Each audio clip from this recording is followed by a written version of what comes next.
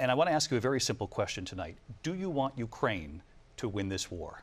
I want the war to stop. I want to save lives that are being uselessly, people being killed by the millions. It's the millions. It's so much worse than the numbers that you're getting, which are fake numbers. Just to clarify in the question, do you believe it's in the U.S. best interest for Ukraine to win this war, yes or no? I think it's the U.S. best interest to get this war finished and just get it done. All right. Negotiate a deal, because we have to stop all of these human lives from being destroyed. I want to take this to Vice President Harris. I want to get your thoughts on support for Ukraine in this moment.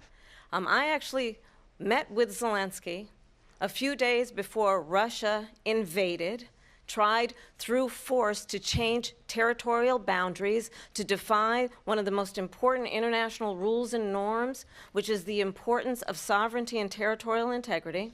And I met with President Zelensky. I shared with him American intelligence about how he could defend himself. Days later, I went to NATO's eastern flank, to Poland and Romania. And through the work that I and others did, we brought 50 countries together to support Ukraine in its righteous defense. And because of our support, because of the air defense, the ammunition, the artillery, the javelins, the Abrams tanks that we have provided, Ukraine stands as an independent and free country. If Donald Trump were president, Putin would be sitting in Kyiv right now. And understand what that would mean, because Putin's agenda is not just about Ukraine.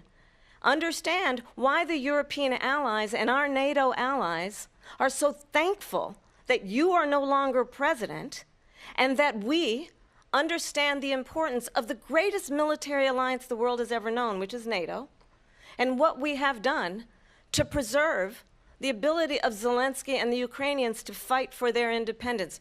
Otherwise, Putin would be sitting in Kyiv with his eyes on the rest of Europe, starting with Poland. And why don't you tell the 800,000 Polish Americans right here in Pennsylvania how quickly you would give up for the sake of favor and what you think is a friendship with what is known to be a dictator who would eat you for lunch.